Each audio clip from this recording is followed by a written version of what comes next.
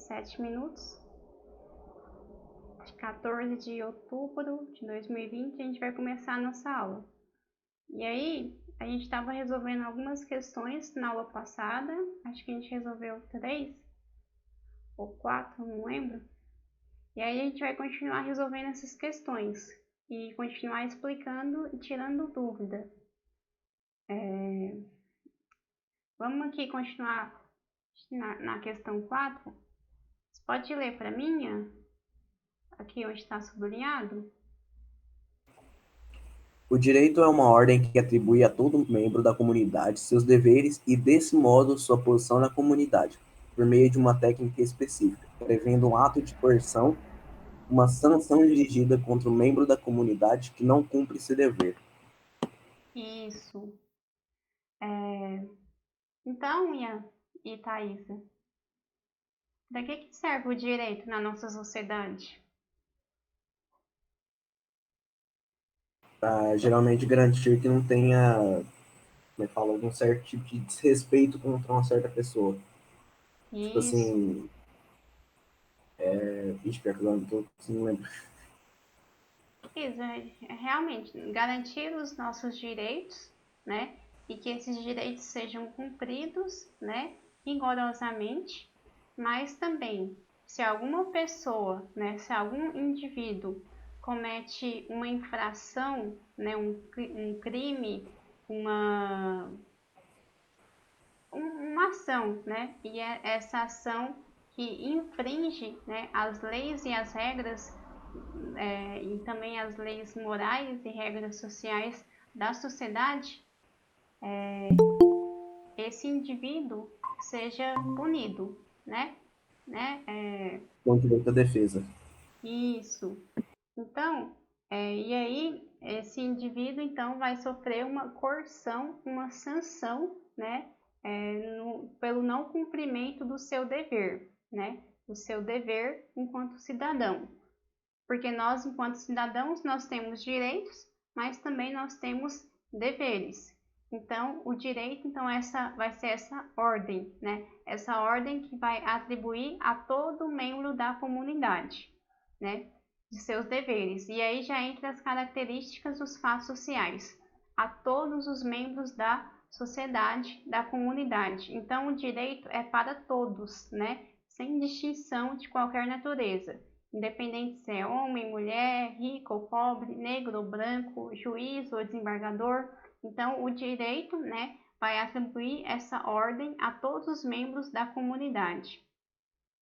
E por meio, do direito, né, se algum ato, né, for infringido, vai ter esse poder de coerção e essa sanção, né? E quando a gente fala em sanção, a gente pode pensar em punição. E aí, quando a gente pensa em punição no direito, o indivíduo pode ser preso, né? O indivíduo pode pagar uma multa, né? O indivíduo pode prestar serviços à comunidade, né? Há uma série de formas de estabelecer essa sanção, né? Pelo não cumprimento do indivíduo no seu dever na sociedade. E aí, a questão pede justamente assim, né? Peraí, deixa eu abaixar aqui.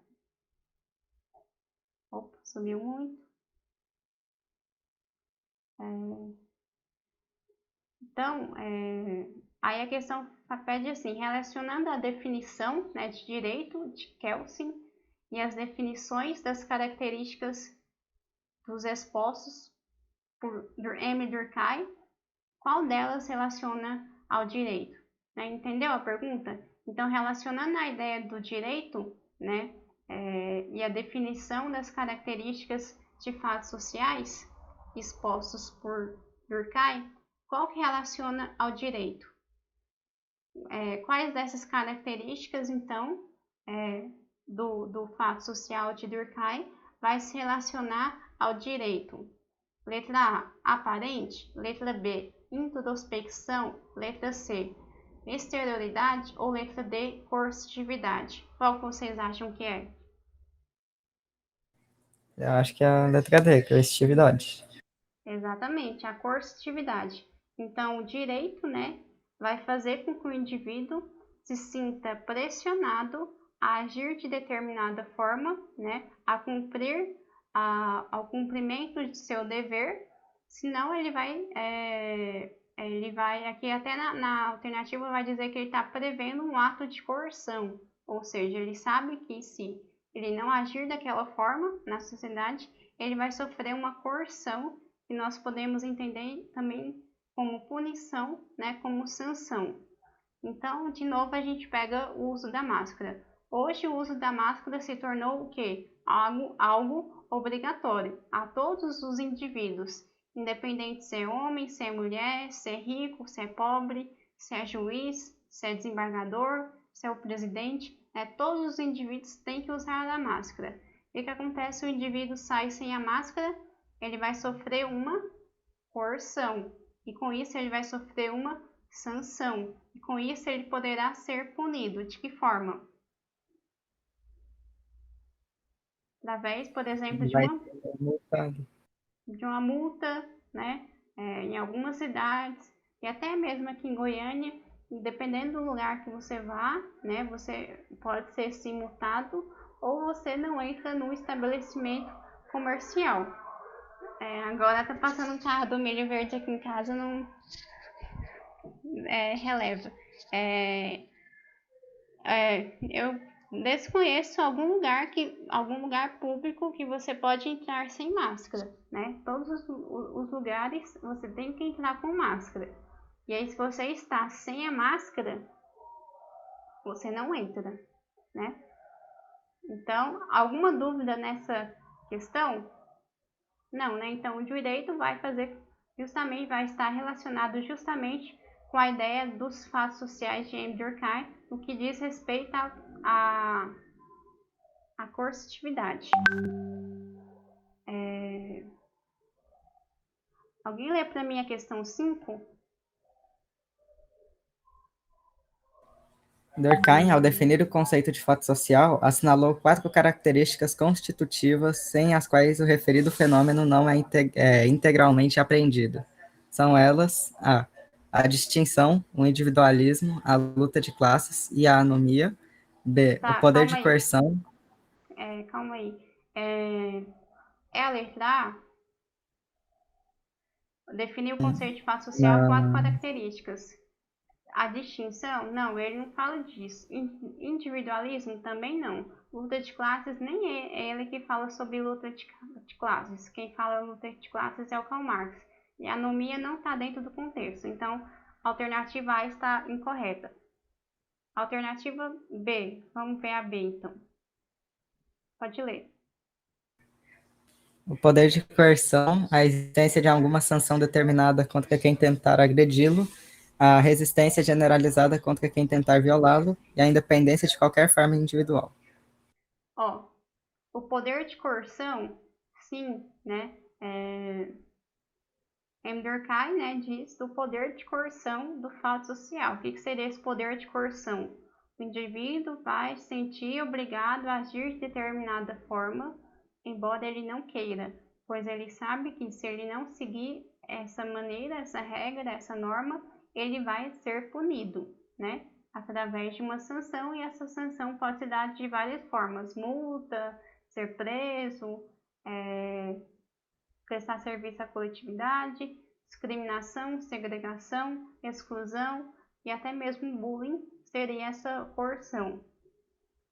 Então, a existência de alguma sanção determinada contra quem tenta agredi-lo, sim, né? A resistência generalizada contra quem tenta violá-lo, né? Ou seja, o indivíduo tem que seguir, sim, essa norma, essa regra, independente de qualquer forma individual.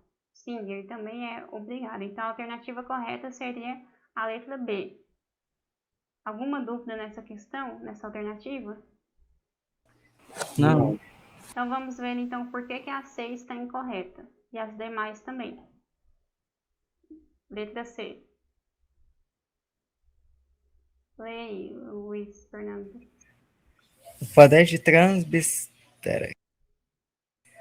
transubstanciação, sua capacidade de reversão, a inexistência de qualquer sanção contra os que o agridem, E a sua suscetibilidade à influência individual. Aqui falou, juntou um tanto de palavra estranha, né, e fez uma bagunça, né? Ó, poder de transubstanciação, isso aí nem existe, né? Também, a capacidade de reversão também não existe. A inexistência de qualquer sanção contra os que agridem? Não, existe sim uma sanção contra os que vão contra as normas e regras e leis, né, da sociedade. E a suscetibilidade de influência individual também não. Então, está incorreta. Vamos ver a letra D. Continua, por favor. Sua determinação absoluta pela luta de classes, a prevalência do caráter racional orientado aos valores, a reconfiguração da divisão social do trabalho e a presença indelével da anomia. Também não. Juntou um tanto de palavra, misturou, fez uma salada, não tem nada a ver, né? Durkheim nem fala sobre luta de classes, prevalência de caráter racional também não, né? Divisão social do trabalho também não, e também anomia também não. Tem nada a ver. Vamos ver a letra D, a letra E. A completa ausência da coerção, a prevalência da racionalidade, o desprezo ao social e a influência da moda. Ó, completa ausência de coerção? Não, nós acabamos de falar da existência da coerção dos fatos sociais. A prevalência da racionalidade? Nem sempre, né? Algumas coisas a gente faz inconscientemente para seguir os fatos sociais. O desprezo social não, e a influência da moda poderia, mas está descontextualizado nesse contexto. Então a alternativa correta é a letra B, né? Seria a letra B mesmo. Alguma dúvida nessa questão? Não. Tá. Então, vamos continuando. Vamos ver a alternativa 6. 6. Leia pra gente, por favor. De acordo com a definição de fato social, assinale a alternativa incorreta e justifique o porquê de estar incorreta. Tá. Essa questão vai te dar uma série de opções e aí você vai julgar se é fato social ou não. E aí, pra gente julgar qual dessas alternativas não é fato social. Então, vamos ver aqui a alternativa A. Leia A pra gente. A escola é um fato social e, como instituição, cumpre um relevante papel na formação do comportamento individual e consonância com as regras e valores presentes na consciência coletiva. Essa alternativa está correta? Sim, Sim, né? Por quê? porque a escola vai influenciar o indivíduo a seguir as regras, valores e vai formar ele para a fase adulta. Isso. Também porque a sociedade é um fato social, enquanto fato social entra lá nasquelas três características: geral, exterior e coercitivo. Geral. Por que ela é geral? É comum a todos os indivíduos de 4 a 17 anos estarem na escola, né? Ou seja, o que acontece se um indivíduo de 4 a 17 anos que vai da pré-escola até o terceiro do ano do ensino médio não está na escola? O que acontece com o indivíduo, né? Ou melhor dizendo, com os seus responsáveis? Eles sofrem uma sanção, eles podem ser multados ou até presos. Ou até mesmo perder a guarda de seus filhos, né? Então aí já tem duas características dos fatos sociais. Todos os indivíduos de 4 a 17 anos têm que estar na escola, e aí entra a característica da generalidade. Se esses indivíduos de 4 a 17 anos não estiverem na escola, seus pais serão responsabilizados, serão punidos, e essa punição poderá ser até perder a guarda de seus filhos. E aí, exterior. A exterioridade é outra característica. Eu não quero que tenha escola, que tenha aula né? Nós estamos vivendo, né, mesmo em tempos de pandemia, a escola continua, né? Se você não vai até a escola vem até você, é como está acontecendo agora. Ou seja, isso porque a escola é algo exterior, independente da sua vontade. Mesmo em tempos de pandemia, podia anular a escola esse ano, não tem escola esse ano, né? É algo externo a nós, é algo que independe da nossa vontade para acontecer ou existir. Ou seja, muitos de vocês preferiam estar agora assistindo televisão, jogando, né, fazendo outras coisas. Mas a escola, enquanto instituição social, obriga, né, de certa forma, você estar na escola, mesmo que você está em casa, mesmo que a gente está em pandemia, né? Então, a escola é sim um fato social também por essas três características e também porque ela é instituição, enquanto instituição social, ela vai ter o seu papel, né? Seu papel na formação do comportamento individual, né? Que vai se dar através das regras, dos valores presentes na consciência coletiva. Então, na escola,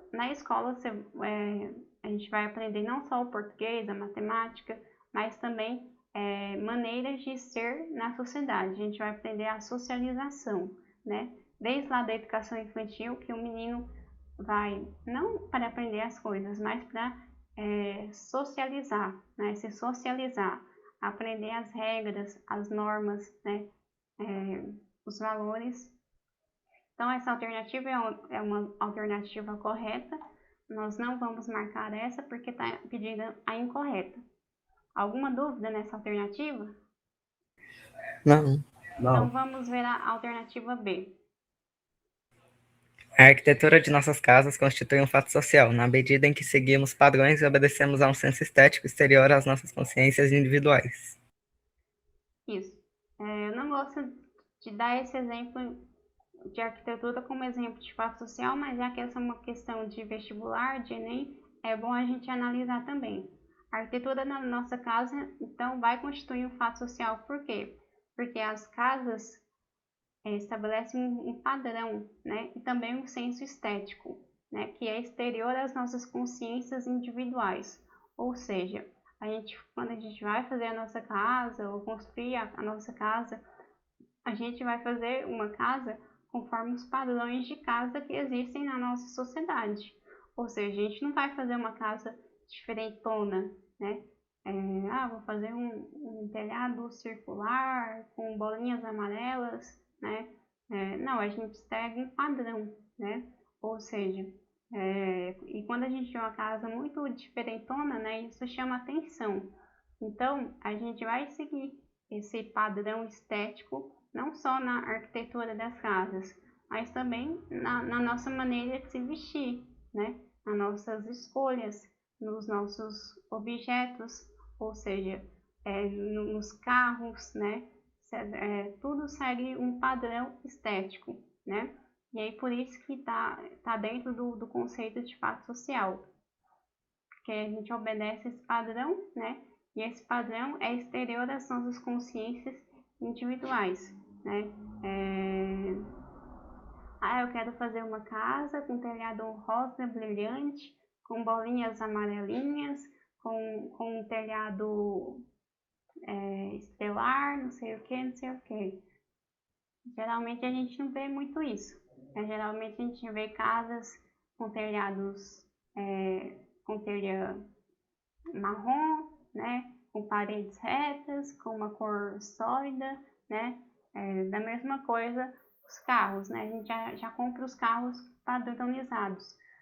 Com a cor que prevalece nos carros são o prata, o branco, o vermelho e o preto, né? Que são cores mais sólidas e também são até os carros branco, preto e vermelho são carros mais baratos também. Então é muito difícil a gente ver um carro diferentão, assim, lilás, rosa, pink, né, verde fluorescente, porque segue um padrão, né? E a maioria das coisas que existem segue esse padrão. Então a arquitetura também segue esse padrão. Eu não gosto de dar o exemplo de arquitetura porque eu acho um exemplo meio parado, assim, Mas já que está na questão, é bom a gente analisar também. Então, essa alternativa também está correta. Alguma dúvida nessa alternativa? Não.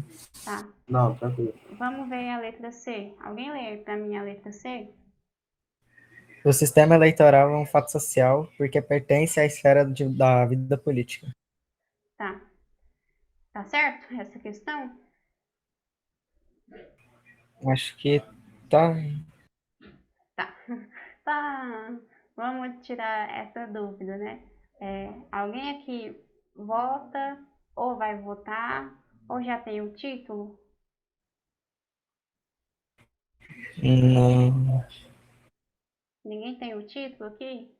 Título de eleitor? Não, ainda não. Ninguém tem mais de 18 anos, então. Ou com 18 anos, né? 16. Não, 16 já pode? 16? 16 já pode tirar o título e votar, né? Pode, mas não é obrigatório, né? Sim. Mas se vocês tivessem 18 anos ou mais, vocês seriam obrigados a votar. E aí, o que acontece se você não votar? Tudo bem? Tranquilo? Não acontece nada? O que acontece? Acho que. Eu não lembro, mas é punido de alguma forma. Isso porque os fatos sociais, ou o sistema eleitoral, né, o voto é um fato social porque todos os indivíduos com 18 anos ou mais são obrigados a votar. O que acontece? Que o indivíduo com 18 anos ou mais não votar, ele vai pagar uma multa, né? É uma multa, não esqueci o valor, mas é em torno de 4, 5, 6, 7 reais. E também ele não vai poder adquirir, né, ter acesso a uma série de direitos deles. Por exemplo, um indivíduo que tomou posse num concurso, a relação dos documentos lá vai estar pedindo assim, declaração de quitação eleitoral. Ou seja, o indivíduo que não estiver quite com as suas obrigações eleitorais pode ter se matado para estudar num concurso, né? Ter sofrido até na hora que ele for tomar posse, ele não vai poder tomar posse simplesmente porque ele não votou, né? Porque ele não está quite com as suas obrigações eleitorais. Isso também, ele não vai poder, por exemplo, viajar. Alguns empregos também exigem que ele esteja quite com as suas obrigações eleitorais, né? Esse documento você pode pegar lá no site do TRE, né? Você digita lá o seu CPF e aí vai estar lá, fulano de tal está aqui com as suas obrigações eleitorais. Ou então, não sei se vocês já viram, quando a gente vota, a gente recebe dois papeizinhos, um papelzinho pequenininho, que os pais de vocês devem ter, que comprova que você votou, que comprova que você está quite, né, com as suas obrigações eleitorais. Eu não sei se esse ano vai ter esse papelzinho por conta da contaminação, mas depois vocês observam se os pais de vocês receberam esse papelzinho que vai comprovar que ele está quite com as suas obrigações eleitorais, né? Ou seja, mesmo que você não quer votar, não gosta de política, você tem que ir lá e votar nulo, ou votar em branco, né? Votar nulo é quando você não vota para ninguém. E aí, votar nulo, você aperta 0, 0, 0, 0, 0, aí você vota nulo. Votar em branco é votar para quem está ganhando. Mas a gente tem que ter consciência no nosso voto. A gente tem que votar pensando no bem da nossa cidade, do nosso estado, do nosso país, né? Não votar em qualquer um, né? E não acreditar em promessas e não votar em uma pessoa porque fulano indicou, porque isso, porque aquilo. A gente tem que votar. Antes da gente votar, a gente tem que pesquisar a vida desses candidatos, ver se eles têm projetos legais para a nossa cidade, para o nosso estado, para o nosso país. Se esses projetos não são um absurdo, se eles conseguem realmente cumpri-los, né? E depois cobrar, porque muitas das vezes a gente esquece e não cobra. né? Tem candidato aí que está prometendo, se ele ganhar, a passagem de ônibus será R$ 4. Será que se ele ganhar, ele vai fazer realmente isso? Né? Então, é bom que a gente cobre, né, depois. Você estava falando que se você ganhar, sua passagem iria ser R$ 2. E cobre depois. Então, o sistema eleitoral é sim um fato social. Vamos ver aqui. Então, nós não iremos marcar essa porque é para marcar incorreta. Vamos ver a letra D. Continua aí a letra D, por favor. O ato de adoecer é um fato social, pois possuindo motivações biológicas podem ser percebidos como exteriores ao indivíduo, excetuando-se as doenças influenciadas por fatos sociais. Certo ou errado essa alternativa? Acho que tá errado. Exatamente, está errado. Por que está errada? Porque, tipo, não é algo que é realmente imposto pela sociedade, é algo mais biológico mesmo. Isso, exatamente. Primeiro, não são todos os indivíduos que adoecem, né? Alguns indivíduos nunca nem tomam uma dipirona, né? Então, não é algo comum a todos. Aqui fala que podem ser percebidos como exteriores aos indivíduos. Exterior quer dizer que está fora do indivíduo, que não depende da vontade do indivíduo. Às vezes a gente adoece porque a gente quer, não é? Por exemplo, se você tem uma má alimentação, come muita gordura, muito açúcar, você poderá adoecer ou não, mas é mais provável que você adoeça. Se você fuma, né, é provável que você tenha câncer de pulmão. A maioria das pessoas que tem câncer de pulmão fumaram. Algumas não, nunca fumaram, mas a maioria, a maior parte, fumou, né? Então, não é algo exterior ao indivíduo, não é algo que independe do indivíduo. Muitas das vezes, as nossas doenças é fruto daquilo que nós criamos para nós mesmos, através dos nossos hábitos saudáveis ou não. E algumas doenças, por exemplo,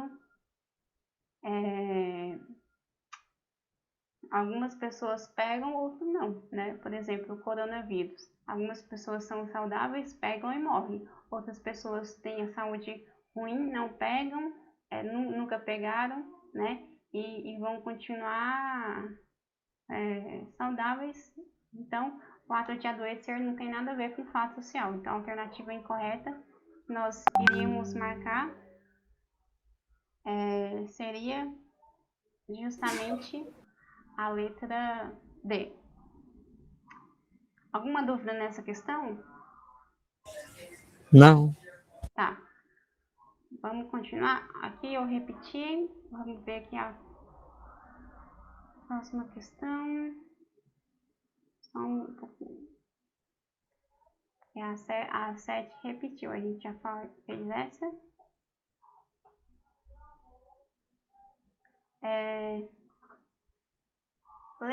Leia pra gente a número 8. A primeira regra e a mais fundamental é considerar os fatos sociais como coisas. Este procedimento primordial do método sociológico desenvolvido por Emile Durkheim consiste em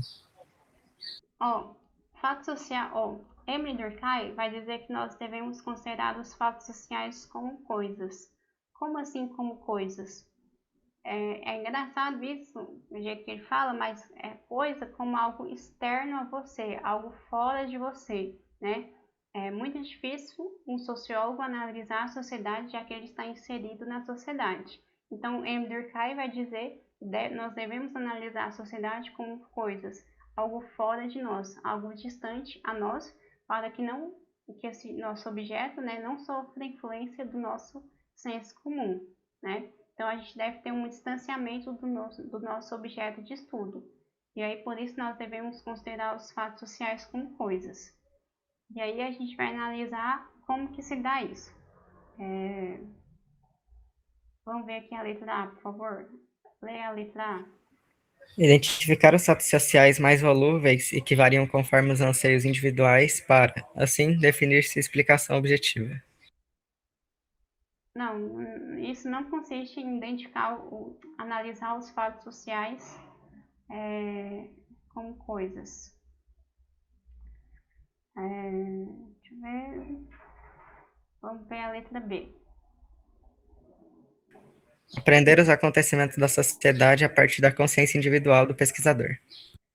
Ó, aprender os acontecimentos da sociedade a partir da consciência individual do pesquisador?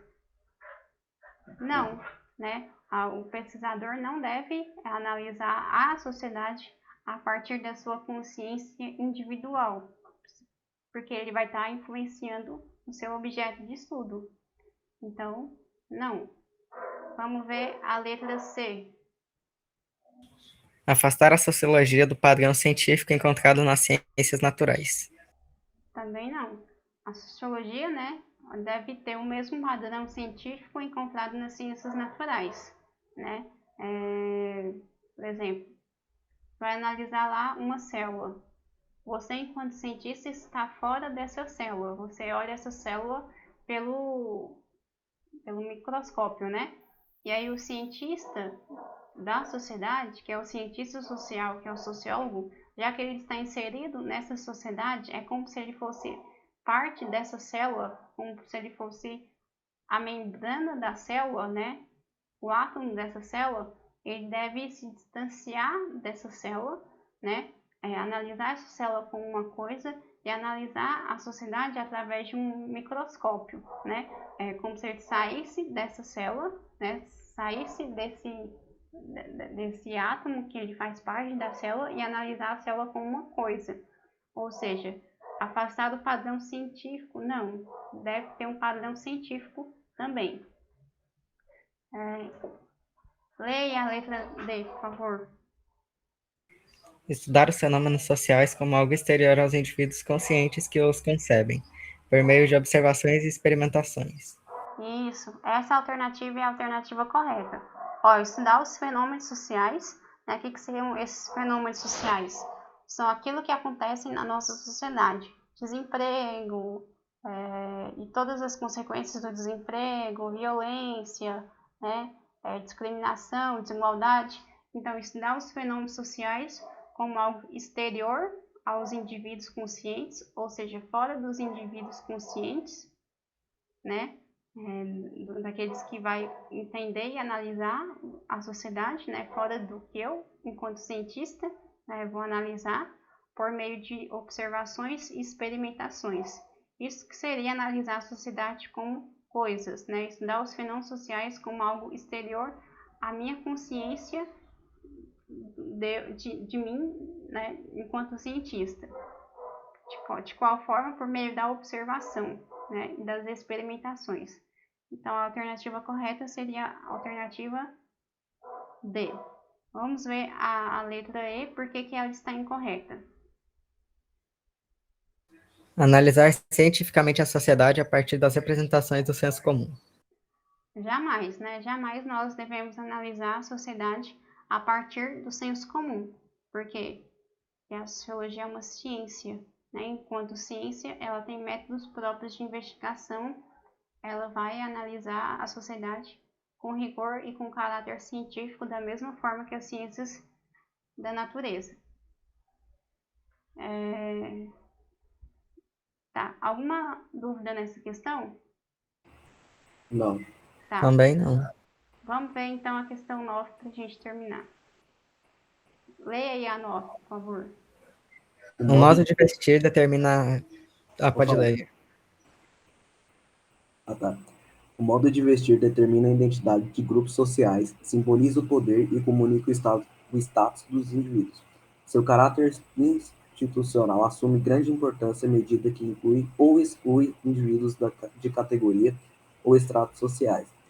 Ele exemplifica bem aquilo que Durkheim afirmava ser o objetivo de estudos dos sociólogos, uma representação coletiva de além de ser válida para todos os indivíduos que fazem parte de um determinado grupo. Expressa a exterioridade e a coercitividade, assinale nas opções a seguir aquela que representa o objetivo de estudo da sociologia, segundo Durkheim. Isso. O modo de vestir é um fato social? Sim. Pelo modo de vestir, você é incluído ou excluído socialmente? Sim, né? Por exemplo, os mendigos, as pessoas que moram na rua, eles são excluídos da nossa sociedade? Sim. Sim. Por quê? Porque muita gente não quer ficar perto de um mendigo por conta do cheiro, das vestimentas dele. Tudo. Isso. E um dos motivos é justamente por causa da vestimenta, né? Porque a vestimenta tá suja, tá rasgada, tá fora de moda, né? Mas porque tá realmente suja e rasgada, né? Já que na nossa sociedade nós prezamos por a roupa estar sempre limpa, né? Engraçado, né? Algumas roupas, tá na moda algumas roupas rasgadas, né? Mas aí se o mendigo tiver usando roupa rasgada, ele não tá na moda, ele tá sendo excluído, né? E aí a gente percebe como que as representações na nossa sociedade se dá, né? Porque ele faz parte de uma categoria diferente, né? De um extrato social diferente, porque ele é excluído diferente. Às vezes ele pode até estar com a roupa limpa, mas ele está com a roupa rasgada, né? E aí a roupa dele estando rasgada deixa de ser moda e passa a ser exclusão, né? Então, a vestimenta, então, faz parte daquilo que vai identificar o grupo social. Então, dependendo da maneira que você se veste, como você se veste, das roupas que você veste, isso vai simbolizar que você está no poder, né? Que você tem status, que você é rico, que você é pobre, se você é homem, né? Se você é mulher, se você é criança, se você é adulto, se você é velha, se você é descolado, se você é careta, né? Isso tudo faz parte é, é, das vestimentas que vai expressar o fato social. E aí a questão está pedindo assinale nas opções a seguir aquela que apresenta o objeto de estudo do Durkheim. Essa eu acho que foi uma questão até de Enem. E agora tá fácil, né? Pra gente responder. Qual alternativa que é a correta? A alternativa A, dados sociais. Isso. Passou no Enem.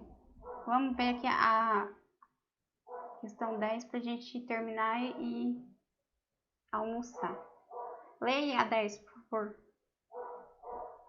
E vai ter mais. O objeto, Pode ler. o objeto de estudo da sociologia para Durkheim é o fato social, que deve ser tratado como coisa e o sociólogo deve afastar suas prenoções e preconceitos. A construção durkheimiana do objeto de estudo da sociologia pode ser considerada Isso, aquilo que nós tínhamos falado, né? Deve tratar os fatos sociais como coisa para afastar dos nossos sensos comuns, do nosso preconceito. E aí, está pedindo o objeto de estudo da sociologia pode ser considerada alternativa A. Leia pra gente.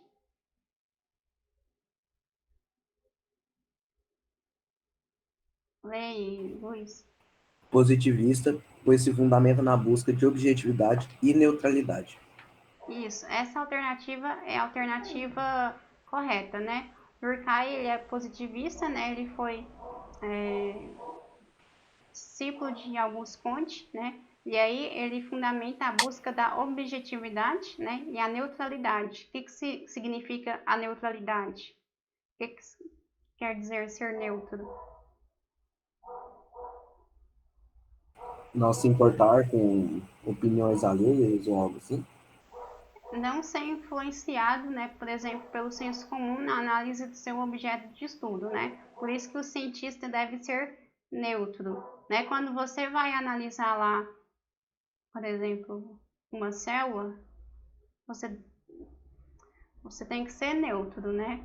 Você não pode ir pelos seus achismos, você não pode ser pelo pensador Y ou Z, você tem que ir pela ciência, né? Então, a alternativa correta é a O alternativa... Nando falou que caiu aí, deu problema pra ele. Ah, tá. Então, a gente Tem só problema vai... de conexão, aí já voltou aqui. Tá. Tá. Então, a alternativa correta é a alternativa A. Vamos ver a letra B, então. Dialética, pois reconhece a existência de uma realidade exterior ou ao pesquisador. Não, quem fala em dialética não é o Durkheim. Quem fala em dialética é o Karl Marx. Letra C? Kantiana, pois trata da coisa em si e realiza a coisificação da realidade. Não, aqui diz conforme o objeto de estudo da sociologia. Não utiliza Kant, não. Letra D Eu não dou conta de ler esse nome, é Nietzscheana. pois coloca a vontade de poder como fundamento para a pesquisa. Não, não tem nada a ver, não.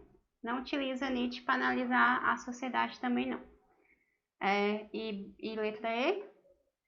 Weberiana, pois aborda a ação social racional atribuída por um sujeito. Também não. Durkheim, então, ele utiliza como objeto de estudo para ser analisada a sociologia, o ponto de vista positivista, né, do Auguste Comte, que vai ser aquele que ele vai seguir, eu esqueci o nome, o seu seguidor, o seu influenciador, quer dizer.